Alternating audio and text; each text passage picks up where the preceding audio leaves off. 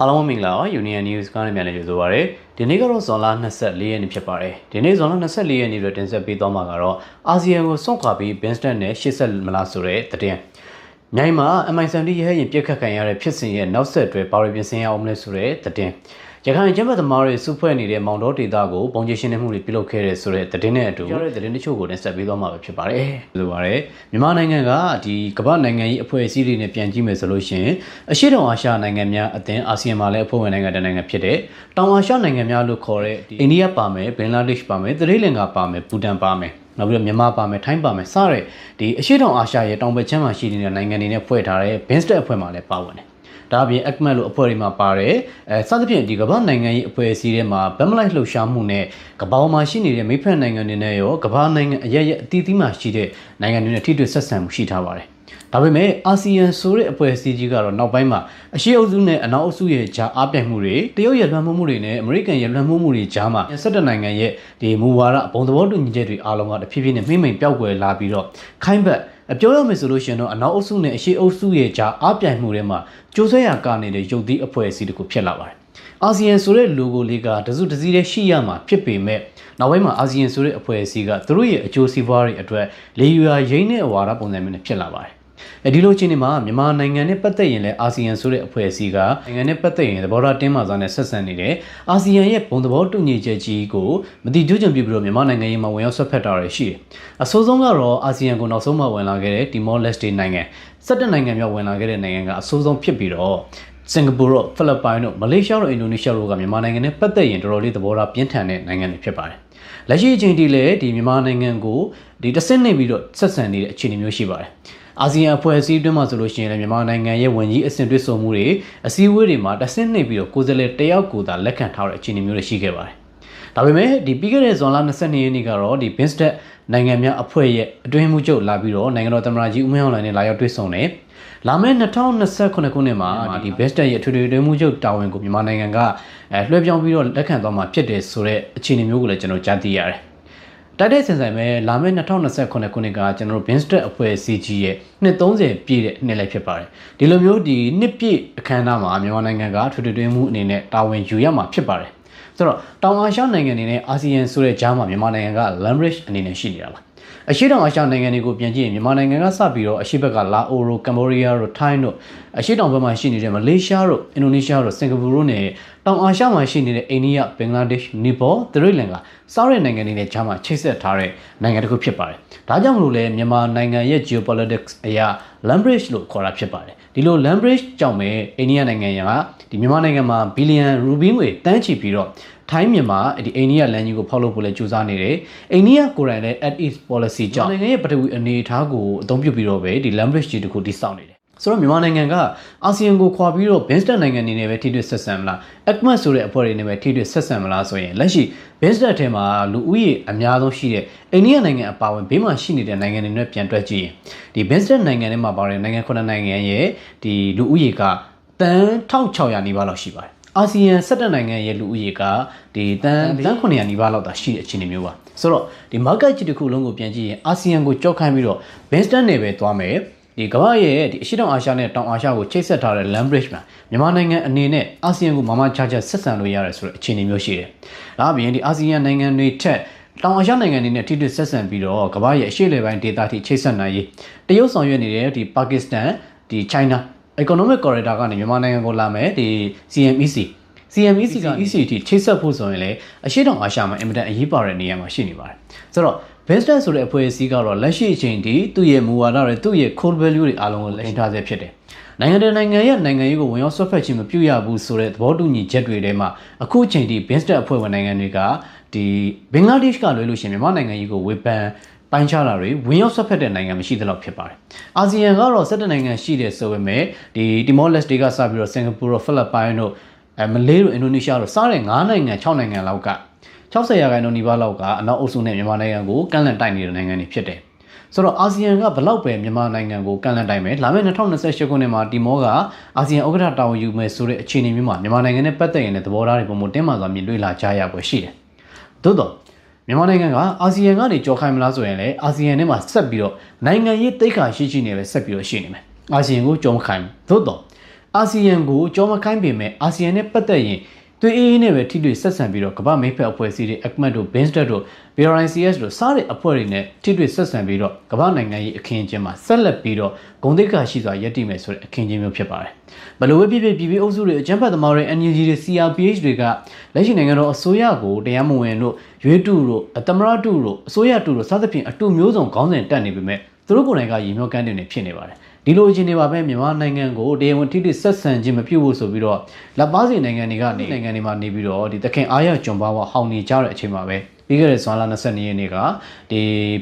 BIMSTEC အဖွဲ့အစည်းအထွေထွေတွင်မှုဖြစ်တဲ့ Andra Manipande တို့ကမြန်မာနိုင်ငံကိုလာရောက်ပြီးတော့နိုင်ငံတော်သမ္မတကြီးနဲ့တွေ့ဆုံတယ်လာမယ့်2029ခုနှစ်မှာ BIMSTEC ရဲ့အထွေထွေတွင်မှုချုပ်အဖြစ်တာဝန်ယူပေးပါဆိုပြီးတော့အကန့်လန့်ခဲ့တဲ့အတည်ပြုခဲ့တဲ့ဆိုတဲ့အခြေအနေမျိုးဖြစ်ပါတယ်ဒါကြောင့်မြန်မာနိုင်ငံကအခု2026ခုနှစ်ကနေစပြီးတော့လက်ရှိဥမင်းအွန်လိုင်းတာဝန်ယူနေတဲ့9နှစ်တာကာလအတွင်းမှာအာဆီယံနဲ့ပတ်သက်ရင်ဘယ်လိုတွေဆက်လက်ဆောင်ရွက်သွားမလဲမြန်မာနိုင်ငံကတော့သူ့ရဲ့မူဝါဒအတိုင်းပဲအာဆီယံနဲ့နီးနီးကပ်ကပ်ထိတွေ့ဆက်ဆံမှုတွေကြိုးစားမယ်သို့တော့မြန်မာနိုင်ငံနဲ့ပတ်သက်ပြီးတော့အာဆီယံရဲ့ main charter ကြီးတွေကိုကျော်လွန်ပြီးတော့ 5BC တွေ 5BC တွေမျိုးစုံအော်နေပြီးတော့မြန်မာနိုင်ငံကြီးကိုဝင်ရောက်ဆွတ်ဖက်တဲ့နိုင်ငံတွေနဲ့ပတ်သက်ရင်တော့သဘောထားတင်းတင်းမာမာနဲ့ထိတွေ့ဆက်ဆံမယ်မမချာချာနဲ့ပဲကမ္ဘာနိုင်ငံရေးမှာတစ်ဖက်ကတရုတ်နိုင်ငံတစ်ဖက်ကအိန္ဒိယနိုင်ငံနဲ့တစ်ဖက်က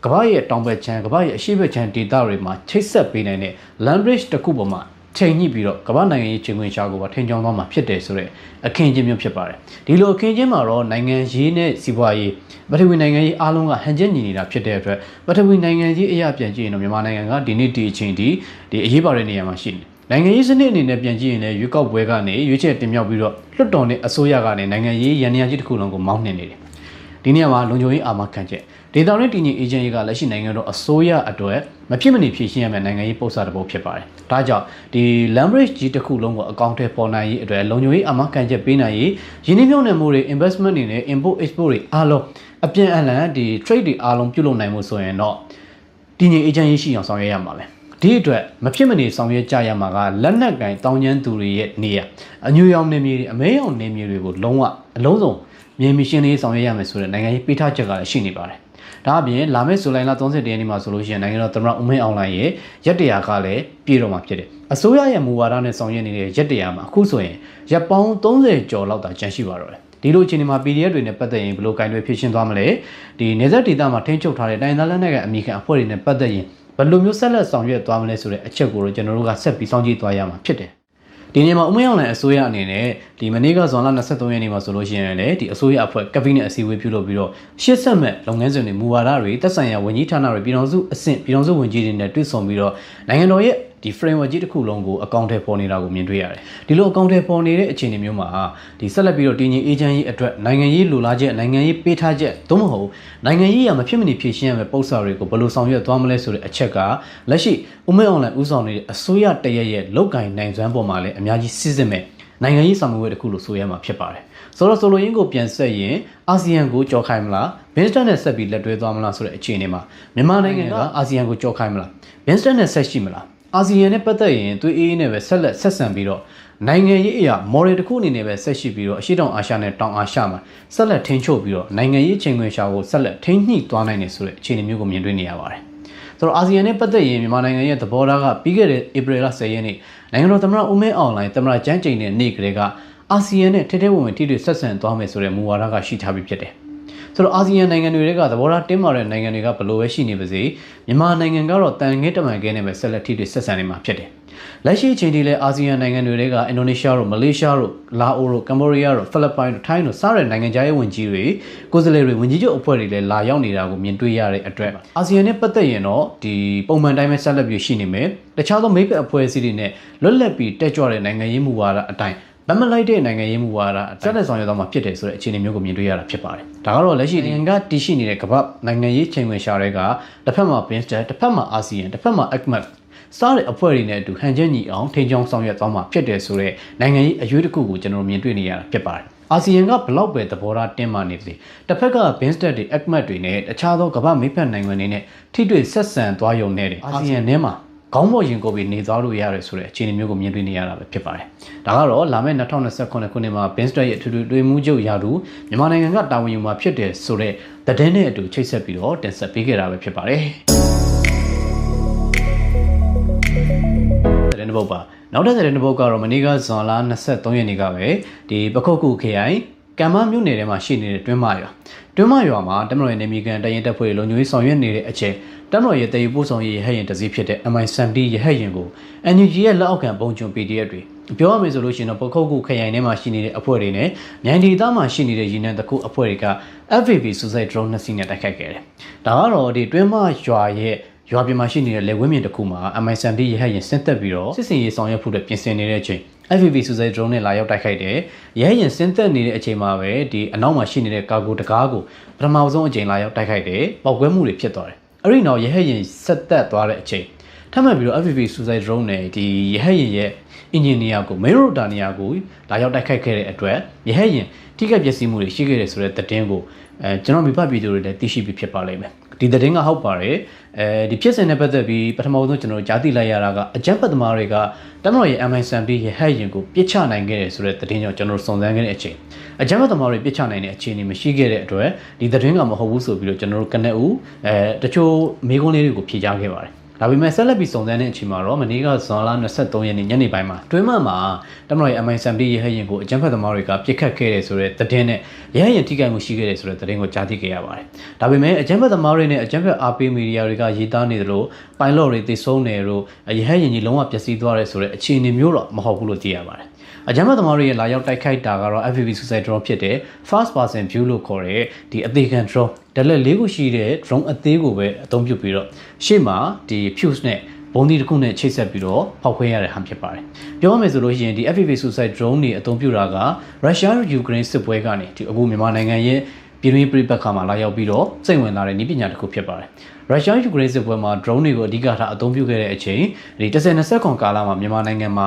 ပြပခါတွေဖြစ်တယ်ရှမ်းပြည်နယ်မြောက်ပိုင်းကစပြီးတော့ drone ဆွဲနေနဲ့ drone မောင်းရာချီနဲ့တိုက်ခိုက်ခံရတာကြောင့်တမရရဲ့လုံခြုံရေးတပ်ဖွဲ့ဝင်တွေတပ်စခန်းတွေအများကြီးထိခိုက်ခဲ့တဲ့ဖြစ်စဉ်တွေလည်းရှိခဲ့ပါတယ်။အဲ့ဒီနောက်ဒီ2022ခုနှစ်ကနေစတင်ခဲ့တဲ့ရုရှားယူကရိန်းရဲ့နောက်ဆက်တွဲအခုလို FPV Suicide Drone တွေနဲ့ပဲယူကရိန်းရဲ့တန်ကြပ်ကာတွေဗန်ကာတွေအစောအုပ်တွေကိုရုရှားကတိုက်ခိုက်တယ်ရုရှားရဲ့ဒီတန်ကြပ်ကာရင်တွေရန်နေအုပ်စုတွေလေကြောင်းကာကွယ်စနစ်တွေမစ်ဇိုင်းစနစ်တွေဒါရေဒါစနစ်တွေအားလုံးကိုယူကရိန်းဘက်ကလည်းဒီ FPV Suicide Drone တွေအသုံးပြုပြီးတော့လာရောက်တိုက်ခိုက်ခဲ့ပါတယ်။ FPV Suicide Drone တွေနဲ့ပတ်သက်ရင်ပြီးခဲ့တဲ့မေလထဲမှာလည်းကျွန်တော်သတင်းတစ်ပုဒ်တင်ဆက်ပေးခဲ့ပူပါတယ်။ဒါကတော့ကချင်လက်နက်ကိုင်တပုံ KIA ကပြီးခဲ့တဲ့2025ခုနှစ်ထဲမှာ FPV Suicide Drone အစင်းပေါင်း200ကျော်ကိုလက်ခံရရှိထားတယ်ဆိုတဲ့သတင်းမှာဒီသတင်းကြားပြီးတဲ့နောက်ပိုင်းကစပြီးတော့ပြီးခဲ့တဲ့2025ခုနှစ်ထဲမှာပဲဗမာမှာရှိနေတဲ့စစ်မြေပြင်တမတော်ရဲ့ဒီ logistic လာပို့တဲ့ဖြူကူကနေလာတဲ့ရဟတ်ယာဉ်တွေကိုဒီ FPV Suicide Drone နဲ့တိုက်ခိုက်ခဲ့တဲ့အတွက် MI70 ရဟတ်ယာဉ်တွေပျက်စီးခဲ့ဖြူကူမှာရန်နာတဲ့အချိန်မှာလည်းဖျက်ဆီးခံရတယ်လို့ဗမော်ရဲ့မြောက်ဘက်မှာဒီရွှေကြီးနားပတ်ဝန်းကျင်မှာလာရောက်ဆင်းသက်တဲ့အချိန်လည်း FPV Suicide Drone နဲ့တိုက်ခိုက်ခဲ့တာကြောင့်ရဟတ်ယာဉ်ပျက်စီးခဲ့တယ်ရဟတ်ယာဉ်လမ်းမှာပြတ်ကျပြီးတော့တမတော်သားအရာရှိစစ်သည်တွေနဲ့ pilot တွေထိခိုက်တည်ဆုံးခဲ့တဲ့ဖြစ်စဉ်ရှိခဲ့တယ်အဲ့ဒီအချိန်မတိုင်ခင်ကကချင်လက်နက်ကိုင်တပုံ KIA က FPV Suicide Drone နည်းပညာကိုအသုံးပြုလာတာဖြစ်ပါတယ်။အခုနောက်ပိုင်းမှာတော့ FPV Suicide Drone ကိုဒီ navigation နဲ့ GPS နဲ့အသုံးပြုတာကနေရုရှားယူကရိန်းစစ်ပွဲမှာအသုံးပြုနေတယ်လို့ fiber optical ကြိုးတွေအသုံးပြုပြီးတော့ပြန်တန်းတိုက်ခိုက်တာတွေဖြစ်လို့လာတယ်။ဒီလို fiber optical ကြိုးတွေနဲ့အသုံးပြုတိုက်ခိုက်တာကိုတော့ပြီးခဲ့တဲ့ဒီလာအနေငယ်ကမြေကြီးနားလေတပ်စကန်တို့မြေကြီးနားလေဆိပ်တို့မှာစမ်းသပ်တိုက်ခိုက်မှုတွေပြုလုပ်ခဲ့တယ်။ဒါတွေကကချင်လက်နက်ကိုင်တပေါင်း KIA အနေနဲ့ FPV Suicide Drone နည်းပညာကိုနောက်အုပ်စုတွေအထူးသဖြင့်အမေရိကန်နဲ့ယူကရိန်းနိုင်ငံတွေစီကနေလက်ခံရရှိခဲ့ဆိုတဲ့အချက်ကိုကျွန်တော်တို့ကတွက်ဆထားပါတယ်။ဒီလိုတွက်ဆထားပြီးအခြေအနေမှာပဲဒီအိန္ဒိယနဲ့မြန်မာနိုင်ငံနယ်စပ်ကနေအိန္ဒိယနိုင်ငံတွေကိုတရားမဝင်ဝင်ရောက်ပြီးတော့မြန်မာနိုင်ငံနယ်စပ်ထဲကိုဝင်ရောက်ပြီးအကြမ်းဖက်သမားတွေကို FPV Suicide Drone နဲ့နည်းပညာနဲ့ဆက်ဆက်ပစ္စည်းတွေထောက်ပံ့ပေးခဲ့တဲ့ယူကရိန်းနဲ့အမေရိကန်ကြီးစားအဖွဲ့ကိုအိန္ဒိယမှာဖမ်းဆီးမိခဲ့တယ်။အိန္ဒိယမှာဖမ်းဆီးခဲ့ပြီးတဲ့နောက်အိန္ဒိယဘက်ကထောက်လိုင်းအဖွဲ့တွေရဲ့ရုံးထုတ်စစ်ဆေးတော်တွေမြင်မြန်မှုတွေမှာတော့မြန်မာနိုင်ငံဘက်ကလက်နက်ကန်အဖွဲ့တွေကို FPV Suicide Drone နည်းပညာထောက်ပံ့ပေးခဲ့တယ်ဆိုတဲ့အချက်ကိုတွေ့ရှိခဲ့ရတဲ့အတွက်မြန်မာနိုင်ငံထဲမှာရှိတဲ့ဒီငွေကြေးအင်အားဒဏအင်အားကြောက်ခိုးတူးတာတွေရေနံခိုးတူးတာတွေစက်ကြီးကောက်တာတွေမြေရှားခိုးထုတ်တာတွေတမလန်းတွေတစ်တွေဒါတွေကိုခိုးထုတ်ရင်ကြီးပွားချမ်းသာနေတဲ့ကချင်လက်နက်ကိုင်တပုံ KIA ကအမေရိကန်ရဲ့ဒီ CIA အပါအဝင်အနောက်အုပ်စုရဲ့အထောက်ပံ့နေတဲ့ရက်တည်နေတဲ့အဖွဲ့တစ်ဖွဲ့ကဒီနည်းပညာတွေကိုလက်ဆင့်ကမ်းရရှိခဲ့တယ်။တစ်ချိန်လုံးကတော့ကချင်လက်နက်ကိုင်တပုံ KIA တစ်ဖွဲ့တွေကပဲ FPV Suicide Drone နည်းပညာကိုရရှိခဲ့တာပါ။ဒီ FPV Suicide Drone နည်းပညာနဲ့ဒီ skill တွေ use to ဖြစ်အောင်ကျင့်ခဲ့ပြီးတဲ့နောက်ပြီးခဲ့တဲ့မေလာတွေကပဲငအိုးကနေရွှေကူကိုချီတက်သွားတဲ့တမတော်ရဲ့ရင်နှန်းတွေကြားမှာရှိနေတဲ့ King Scan တွေလုံခြုံရေးတပ်ဖွဲ့ဝင်တွေကို FPV Suicide Drone တွေနဲ့တိုက်ခိုက်ခဲ့တယ်။အကြမ်းဖက်သမားတွေဘက်က footage video တွေလည်းထုတ်ပြန်လာတယ်။တမတော်ကတကယ်မြေပြင်မှာလည်းထိခိုက်ခဲ့တဲ့အဖိတ်စင်တွေရှိခဲ့တယ်။ဒါကကချင်ပြည်နယ်တကြောမှာရှိခဲ့တဲ့အခြေအနေပါ။ အခုကကချင်ပြည်နယ်သားမကဒီအညာတပ်ပေါင်းစုလို့ခေါ်တဲ့မြိုင်တို့ပေါက်တို့ပကုတ်ကူဒေတာအညာမြေအလဲတဲ့တဲ့ဒီ FPV ဆိုတဲ့ drone နီးပညာကပြန့်နှံ့လာတယ်။မနေ့ကဖြစ်သွားတဲ့ဒီတွင်းမရွာမှာဆင်းသက်ခဲ့တဲ့ MI-70 ရဟတ်ယာဉ်ကိုလာရောက်တိုက်ခိုက်တဲ့ဖြစ်စဉ် FPV ဆိုတဲ့ drone နှစ်စင်းလုံးတိုက်ခိုက်မှုကရဟတ်ယာဉ်အနီးမှာကြာရောက်တယ်။နောက်တစ်ချိန်ကရဟတ်ယာဉ်ရဲ့ဒီ main rotor အနီးကိုလာရောက်ထိမှန်ပြီးတော့ပျက်စီးသွားတယ်။ဒီလိုအခြေအနေမျိုးမောင်းနေတဲ့ဗီဒီယိုတွေကိုကြည့်လိုက်ရင်မောင်းတဲ့ FPV ဆိုတဲ့ drone ကိုမောင်းတဲ့ PDF အကြမ်းဖက်သမားကရန်တမ်းပြီးတော့လေ့ကျင့်ပြန်တန်းရင်းနဲ့လာရောက်တိုက်ခိုက်တဲ့အခြေအနေမျိုးမဟုတ်ပါဘူး။တည်တည်ချာချာ FPV ဆိုတဲ့ drone နီးပညာကိုဒီကျွမ်းကျွမ်းကျင်ကျင်နဲ့ use to လုပ်ထားတဲ့ scale proof ဖြစ်အောင်လေ့ကျင့်ပြီးမှတိုက်ခိုက်တဲ့ပုံစံမျိုးဖြစ်ပါတယ်။ဆိုတော့အညာဒေသအထိကချင်လက်နက်ကိုင်တဲ့ပုံ KIA ရဲ့လက်နက် KN နီးပညာထောက်ပံ့မှုတွေကအများကြီးရောက်ရှိနေပြီဆိုတဲ့အခြေအနေမျိုးဖြစ်ပါတယ်။တစ်ချိန်လုံးကတော့ဒီရဟတ်ယာဉ်တွေ chopper တွေ heli drone တွေကိုကချင်လက်နက်ကိုင်တဲ့ပုံ KIA ကသာချင်းချောက်နိုင်တယ်ဟန်တားနိုင်တယ်ဆိုတဲ့အခြေအနေကနေမနေ့ကဖြစ်သွားတဲ့တွင်းမရွာက MI-70 ရဟတ်ယာဉ်ပြစ်ခတ်နှောက်ယှက်ခံရတဲ့ဖြစ်စဉ်ကတမတော်အတွက်နိုင်ငံတော်အကြီးအကဲတွေအတွက်လည်းဒါကမဖြစ်မနေအဖြေရှာရမယ့်ပုံစံတစ်ပုံဖြစ်တယ်ဆိုတော့ FPV ဆိုတဲ့ drone နီးပညာရဲ့မတိုင်ခင်အရှိမ drone နဲ့ drone swim attack တွေကိုအများကြီးတိုက်ခိုက်ခံခဲ့ရတယ်2023ခုနှစ်2029ကာလမှာ drone နီးပညာတွေနဲ့အများကြီးတိုက်ခိုက်ခံရပြီးတဲ့နောက်တမတော်ရဲ့ scan တွေ kin scan တွေဌာနချုပ်ကြီးလက်လွတ်ခဲ့ရတယ်တနင်္နီပါ reform ပြုလုပ်ပြီးမှဒီတမတော်မှာ drone တင်းဆိုပြီးတော့ဖွဲ့စည်းလာပြီးတဲ့နောက်စစ်စင်ရေးတွေမှာပူရဲတာဝန်ထမ်းဆောင်နေစစ်ပွဲရလက်တွေအပြောင်းလဲဖြစ်လာပြီးတော့လက်ရှိအခြေအနေထိအောင်မြင်မှုတွေရရှိခဲ့တာပါဒါပေမဲ့လက်ရှိ modern warfare မှာ electronic warfare မှာနီးပညာကိုအဓိကထားပြီးအသုံးပြုရတာဖြစ်တဲ့အတွက်အကြမ်းဖက်သမားတွေက drone နီးပညာ drone attack မှာလည်းသူတို့ကစပြီးအသုံးပြုခဲ့တယ်တမတော်ကအနောက်ကနေလိုက်ပြီးတော့ဒီသူများရဲ့တီးတဲ့တီးကွက်တိုင်းကျွန်တော်တို့ကလိုက်ကနေရတယ်ဆိုတဲ့ပုံစံမျိုးအခုလည်း FPV suicide drone နီးပညာကိုအကြမ်းဖက်သမားတွေကအရင်စတင်အသုံးပြုခဲ့ပြီးတော့တမတော်ကအခုနောက်မှာ FPV suicide drone မောင်းနေတာတွေတိုက်ခိုက်တာတွေနဲ့ suicide drone တွေကိုကာဖို့ဒီ security net တွေအသုံးပြုပြီးတော့ဟန်တားတာတွေနှောက်ယှက်တာတွေပြုလုပ်လာရတယ်ဆိုတဲ့အခြေအနေမျိုးဖြစ်ပါတယ်တကယ်တော့ FPV suicide drone နဲ့တိုက်ခိုက်မှုကရုရှားယူကရိန်းစစ်ပွဲမှာလည်းအဖိုးနည်းနဲ့ဝင်ပါနဲ့တိုက်ခိုက်နိုင်တဲ့အတွက်ရုရှားရောယူကရိန်းကိုတော်တော်များများအသုံးပြုလာတယ်ဒီတိုက်ခိုက်ရေးပစ္စည်းတစ်ခုဖြစ်ပါတယ်တခါသုံးလို့လည်းခေါ်လို့ရတယ်ဒီ optical ကျိုးနဲ့ပဲသွား navigation နဲ့ပဲသွား GPS နဲ့ပဲသွားချင်းတဲ့နေရာကိုဒီ first person view ကနေပဲကြည့်ပြီးတော့တိုက်ခိုက်ရတာဖြစ်တဲ့အတွက် FPV suicide drone မှာတက်ထားတဲ့ဘုံဒီတစ်လုံးကတမိုးကြီးတဲ့လေယာဉ်တွေရဟတ်ယာဉ်တွေအစောအုပ်တွေကိုထိခိုက်မယ်ဆိုရင်တစ်ဖက်ကအသုံးပြုတဲ့သူတွေကဒေါ်လာ900 1000နီးပါးလောက်နဲ့တန်းချီတန်တဲ့အရာတွေကိုဖျက်ဆီးနိုင်ပါတယ်။မနေ့ကဖြစ်စဉ်ကိုပြန်ကြည့်မယ်ဆိုရင်အကြမ်းဖက်သမားတွေအသုံးပြုတဲ့ FPV suicide drone ကဒေါ်လာ1500အများဆုံးရှိမယ့်အခြေအနေမျိုးပါ။ဒါပေမဲ့ MI-70 ရဟတ်ယာဉ်ကအနည်းဆုံး American ဒေါ်လာ73တန်းကျော်14တန်းနီးပါးလောက်ထိရှိတယ်။ပြန်မြတွက်မယ်ဆိုလို့ရှိရင်တော့15တန်းဝန်းကျင်ရှိတယ်လို့ဆိုရမှာပါ modify ပြုတ်လုပ်ထားတာတွေရှိမယ်ပြန်လည်ပြင်ဆင် overhaul ပြုတ်လုပ်ထားတာတွေရှိတဲ့အတွက်ဒီတစ်ချိန်လုံးကဝယ်ယူထားတဲ့ကုန်ကြမ်းစိမ်းနဲ့လက်ရှိပေါက်ဈေးနဲ့ကြားမှာကြားချလိုက်ရင်ဒေါ်လာ15တန်းလောက်တန်တဲ့ရဟတ်ယာဉ်တစ်စီးဖြစ်ပါတယ်ဒီလိုဒေါ်လာ15တန်းလောက်တန်တဲ့ရဟတ်ယာဉ်တစ်စီးကိုAmerican ဒေါ်လာ900လောက်သာတန်တဲ့ FPV suicide drone နဲ့လာရောက်တိုက်ခိုက်တယ်ဆိုတာကတမတော်အတွက်လည်းဒါအရှက်ရစေတယ်နိုင်ငံရေးရလည်းတိတ်ခါကြတယ်တစ်ဖက်ကအကြမ်းဖက်သမားတွေအနေနဲ့ပြန်ကြည့်စိတ်သက်ရေးရစိတ်သက်မြင့်တင်ရေးပါဖြစ်သွားစေပါတယ်။ဘာကြောင့်လဲဆိုတော့ကချင်လက်နက်ကိုင်တဲ့ဘုံ KIA ကကချင်ပြည်နယ်သားမကစကိုင်းတိုင်းရဲ့အထက်ပိုင်းမှာလည်းတမတော်စစ်ကြောင်းတွေကိုဟန်တားနှောက်ယှက်ဖို့ FPV suicide drone တွေအသုံးပြုပြီးတော့ proxy war ထားတယ်။အခုဒီရေနံထွက်နေတဲ့လက်ပံတို့ရေနံမြေတကြောမှာလည်းကချင်လက်နက်ကိုင်တဲ့ဘုံ KIA ဘက်ကနေမြင်မှုဆိုပြီးတော့လာရောက်ပြီးအထိုင်ချဒီကရတဲ့စက်ကြီးတွေနဲ့ NUG ရဲ့လက်အောက်ခံဘုံကျုံ PDF တွေကိုခိုင်းစားနေကြတာဖြစ်ပါတယ်။ NUG BB အုပ်စုလက်နက်ကိုင်တဲ့ဘုံ KIA ကနဖားကျိုးထိုးပြီးတော့ခြေရလာတိုင်းနိုင်တဲ့အဖွဲ့တွေကို NUG ရဲ့လက်အောက်ခံ PDF တွေကပဲဒီဆက်လက်ပြီးတော့ရှင်းလင်းတာတွေရှိတယ်။ဥပမာအဖြစ် BNR တွေပုံနကအဖွဲ့လိုမျိုးဗိုလ်လက်ရအဖွဲ့ကဒီမြိုင် PDF လိုမျိုးနောက်ပြီးတော့ဒီဇေယျောင်လင်ဥဆောင်တဲ့96ဆိုကြအဖွဲ့လိုမျိုးအခုလက်ရှိဖြစ်ပေါ်နေတဲ့ပြိပခါကိုပြောမယ်ဆိုလို့ရှိရင်မြင်းကြံက PLA နဲ့မြင်းကြံ PDF တွေနဲ့ဖြစ်နေတဲ့သဘောမျိုးအညာဒေသအထိကချင်လက်နက်ကိုင်တဲ့ဘုံ KIA ကသူ့ရဲ့အာဏာစက်နဲ့သူ့ရဲ့ proxy war ကိုနေမီချဲ့ထွင်လာတာကိုမြင်တွေ့ရတယ်။ဒါတွေရဲ့နောက်ဆက်တွဲအခုလိုမျိုးတမတော်ရဲ့တန်ဖိုးကြီးရဟရင်နဲ့တမတော်ရဲ့စစ်စင်ရေးအစီအမံတွေနဲ့တမတော်စစ်ကြောင်းတွေကိုတိုက်ခိုက်ရမှာ FPV suicide drone တွေကိုအသုံးပြုလာတာကိုမြင်တွေ့ရတယ်။ဒါကတမတော်အနေနဲ့အချိန်မီကာကွယ်ရမှာရှိတယ်။ဒီဒေတာတကြောလုံးကိုစစ်စင်ရေး area သတ်မှတ်ပြီးတော့လုံးဝကားဘက်ပုံခင်းမြေလံရှင်းပြီးတော့ရွာလုံးကျအပြောက်ရိုက်ရမယ်အခြေအနေမျိုးတွေရှိပါတယ်။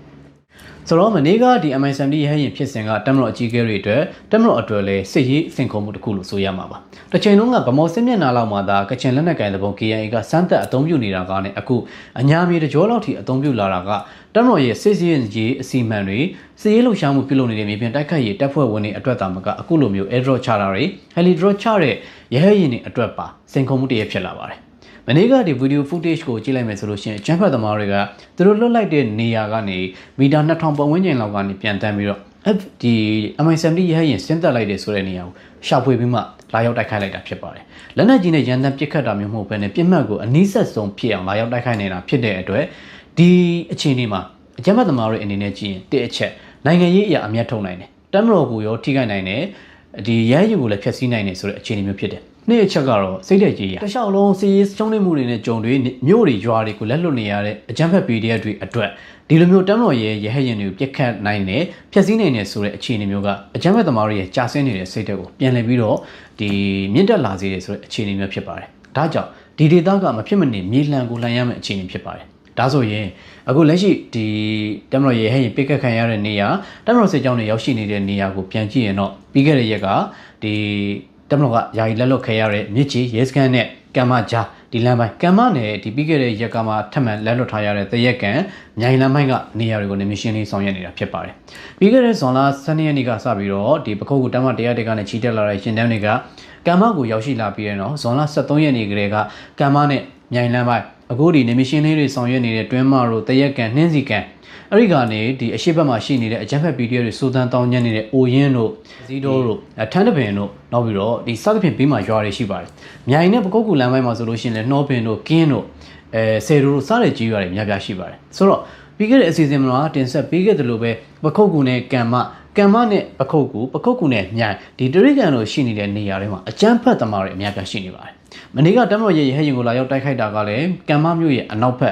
်ဒီတွင်းမကြီးရွာအနီးကရှိတဲ့နေရာမှာစစ်ရေးလှုပ်ရှားမှုစစ်စင်ရေးအစီအမံတွေပြုလုပ်နေတဲ့အချိန်တိုက်ခိုက်ခံရတယ်။ဒါကြောင့်တမ်မတော်အနေနဲ့ဒီဒေသတကြောလုံးကိုတော့ပြင်းထန်တဲ့လေကြောင်းတိုက်ခိုက်မှုတွေသို့မဟုတ်ပြင်းထန်တဲ့စစ်ရေးဆောင်ရွက်မှုတွေကိုဆောင်ရွက်သွားဖို့လိုပါတယ်။ဒါကပထမဦးစားပေးတော့မဟုတ်ပါဘူး။ပထမဦးစားပေးကအကြမ်းဖက်သမားတွေရဲ့ logistic လမ်းကြောင်းဖြစ်ပါတယ်။ logistic လမ်းလို့ဆိုလိုက်တာနဲ့ထောက်ပံ့အုပ်ချုပ်ရေးနဲ့ငွေကြေးကတရက်အချိုးကျနေပါတယ်။ဒါဆိုရင်အညာမြေတပ်ပေါင်းစုလို့ခေါ်တဲ့အညာအဖွဲ့တွေ PDF တွေအညာသားတောသားတွေကဘယ်ကရတဲ့ငွေကြေးတွေနဲ့ကြီးဝါချမ်းသာနေတယ်လေဒီနည်းပညာတွေနဲ့ဒီလိုမျိုးခဲယမ်းတွေကိုဘယ်ကရနေတယ်လဲဆိုရင်တော့လက်ပံတို့ရင်းနေမှာအညာတူပိုင်းကနေရနေကြတာဖြစ်ပါတယ်ဒီအညာတူပိုင်းမှာပဲကချင်လက်နက်ကင်တဲ့ဘောက် KIA ဘက်ကနေမြေမှုတို့ကြီးကြပ်ရေးမှုတို့ကိုယ်တိုင်လာရောက်စခန်းချပြီးတော့ NUG ရဲ့လက်အောက်ခံပုံကျုံ PDF တွေကို management လုပ်ပြီးတော့စီမံခန့်ခွဲနေတာဖြစ်ပါတယ်ဒီလိုအခြေအနေမှာဒီအညာတူပိုင်းနဲ့ပတ်သက်ရင်ဆက်လက်ပြီးတော့တူဖို့ခွင့်ထုတ်လုပ်ခွင့်ဒီစီးပွားရေးအရာထုတ်လုပ်ရောင်းချခွင့်တွေကိုခွင့်မပြုထားဖို့လိုအပ်လာပြီဖြစ်ပါတယ်ဒါကနိုင်ငံရေးပေးစားချက်ဆိုတာထက်မဖြစ်မနေဖြည့်ရှင်းရမယ့်နိုင်ငံရေးပုံစံတစ်ပုဒ်ဖြစ်လာပါတယ်ဆိုတော့ဒီမြိုင်တို့ပေါက်တို့ရောစောဒေတာအညာလက်ပံတို့အညာဒူပိုင်းဒေတာတကြောကတမတော်အတွက်လည်းနိုင်ငံရေးအတော်လေးအနှောက်အယှက်ပေးတဲ့ဒေတာတစ်ခုဖြစ်လာတယ်အခုဆိုရင်စစ်ရေးနိုင်ငံရေးအရာမကပထဝီနိုင်ငံရေးအရာပါဒီရှုထောင့်ပေါင်းစုံကနေညှကြည်ထားပြီးတော့ကစားနေရတဲ့အခြေအနေမျိုးမှာအကြမ်းဖက်သမားတွေကတကြောပြန်ပြီးတော့အတွင်းကလှိုက်စားနေတဲ့အခြေအနေမျိုးဖြစ်ပါတယ်။တမတော်ရဲ့စစ်ရေးလှုပ်ရှားမှုတွေကအဖျားအနားတွေချင်းပြင်းနေရှိမယ်။ပြချင်းပြင်းနဲ့စကိုင်းနဲ့အထက်ပိုင်းရှိမယ်။ဟိုးအောက်ဘက်မှာဆိုလို့ရှိရင်အရှိတောင်ဘက်မှာဒီမြောက်ရီတို့ဒေါနာတောင်တကြောမှာတိုက်ပွဲတွေရှိနေတယ်။အနိုင်တွေရနေတယ်။အောင်မြင်မှုတွေရရှိနေတယ်။သို့တော့အနီးနားမှာရှိနေတဲ့ဒီလက်တကမ်းမှာရှိနေတဲ့နေရာတွေကတော့တိုက်ခိုက်ခံနေရတယ်။အတွင်းမှာလှိုက်စားခံနေရတယ်ဆိုတဲ့အခြေအနေမျိုးဖြစ်ပါတယ်။အလန်းကျယ်ပြီးတော့အလဲလက်တယ်ဆိုတဲ့အခြေအနေမျိုးမုံရနာမခါနဲ့လည်းအနီးဆုံးမှာရှိတယ်။ဒီမန္တလေးလဘခါနဲ့လည်းအနီးဆုံးမှာရှိတယ်။တမ88ထင်းချုပ်ထားတဲ့နေရာတကြောနဲ့လည်းအနီးဆုံးဖြစ်တယ်လို့တမ100ရဲ့နေမီကန်တရင်တက်ဖွဲ့တွေလှုပ်ရှားရနေမီနဲ့လည်းအနီးဆုံးဖြစ်တယ်။ကပ္ပစရရဲ့အနီးဆုံးဒေသမှာရှိနေပေမဲ့အကြမ်းဖက်သမားတွေကိုဒီနေ့ဒီအချိန်ထိမြေလံရှင်းလင်းနိုင်ခြင်းမရှိသေးဘူး။ဒါကနိုင်ငံရေးပေးထားချက်ဆိုတာထက်နောက်ထပ်တစ်ဆင့်လေးနဲ့တဲ့နိုင်ငံရေးပုံစံတစ်ခုဖြစ်ပါတယ်။မဖြစ်မနေနေမြေရှင်းလင်းမှုလိုအပ်လာတဲ့ဆိုတဲ့အခြေအနေမျိုးဒေါ်လာအမေရိကန်ဒေါ်လာ15သန်းဝန်းကျင်ရှိတဲ့ရဲရင်တစီပြစ်ခတ်နိုင်လောက်တဲ့အထိဒီဒေသမှာအကြမ်းဖက်သမားတွေကဘယ်လောက်ထိအင်အားတိဆောက်ထားနိုင်တယ်လဲလက်နက်ခဲယမ်းနဲ့ဤပညာငွေကြေးမှာဘယ်လောက်ထိတုံးဆွဲထားနိုင်တယ်လဲဆိုတဲ့အခြေအနေကိုတမတော်အကြီးကဲတွေလက်ရှိဖြစ်ပေါ်နေတဲ့မြေပြင်တက်မှမှုတွေအခြေအနေကိုကျွန်တော်တို့ကကာဝယ်မလားကုသမလားတံပြန်ဆောင်ရွက်မလားဆိုတဲ့အခြေအနေ၃ရက်နဲ့ထပ်မံပြီးတော့ဆောင်ရွက်သွားရမှာဖြစ်ပါတယ်ဒီလိုအခြေအနေမှာအကြမ်းဖက်သမားတွေရဲ့ FPV suicide drone နဲ့လာရောက်တိုက်ခိုက်နိုင်ခြေရှိတယ်ဆိုတာကိုလည်းပြင်ဆင်ထားဖို့လိုတယ်ဘလို့ခုခံမလဲဘလို့ပြစ်ချမလဲဆိုတဲ့အခြေအနေကိုလည်းခုခံကာကွယ်သွားဖို့လိုတယ်လို့ဒီလိုအခြေအနေတွေကိုဘလို့မျိုးကောင်တာပြန်ဝင်တိုက်ခိုက်မလဲဆိုတဲ့အခြေအနေကိုကျွန်တော်တို့ကဒီ stage 1 stage 2 stage 3ဆိုပြီးတော့ procedure 3ခု option 3ခုလောက်နဲ့ကျွန်တော်တို့ကမဖြစ်မနေဆောင်ရွက်ကြရမှာဖြစ်ပါတယ်ဆိုတော့ဒါတွေအားလုံးကိုအနည်းချုပ်လိုက်ရင်တော့ကချင်လက်နက်ကိုင်တဲ့ပုံ KIA ဆိုတဲ့အဖြေထွက်တယ်လိုင်ဇာကကချင်လက်နက်ကိုင်တဲ့ပုံ KIA ရဲ့ဌာနချုပ်ဖြစ်တယ်ဆိုရင် အညာဒူပိုင်းကအညာမြေတက်ပေါင်းစုလို့ခေါ်တဲ့အညာသားတော်သားတွေရဲ့ရေတောင်းမြစ်ဖြစ်တယ်။တင်ချာနီးနဲ့တွက်မယ်ဆိုလို့ရှိရင် base အားလုံးတူနေတာကရေတောင်းမြစ်ထဲမှာကချင်လက်နက်ကိုင်တို့ KIA ပါဝင်နေတယ်ဆိုတဲ့အချက်တစ်ချက်ဖြစ်တယ်။ဒါကြောင့်ဒီနေရာတွေကိုကျွန်တော်တို့ကမြေလံရှင်းလင်းမှုလို့တယ်။လိုင်ဇာဒေတာလိုင်ဇာတော်ပုံးရဲ့မကြားရင်အင်ဂျားရန်ဒေတာကိုလေကြောင်းတိုက်ခိုက်မှုတွေပြုလုပ်ဖို့ကျွန်တော်တို့ PR တွေပေးတယ်တောင်းဆိုတယ်ပြည်သူလူထုကလည်းမျှော်လင့်နေပေမဲ့ဒီနေ့ဒီချိန်ထိလိုင်ဇာကအေးအေးဆေးဆေးဖြစ်နေတယ်။သို့တော့အညာမှာမီးလောင်နေတယ်။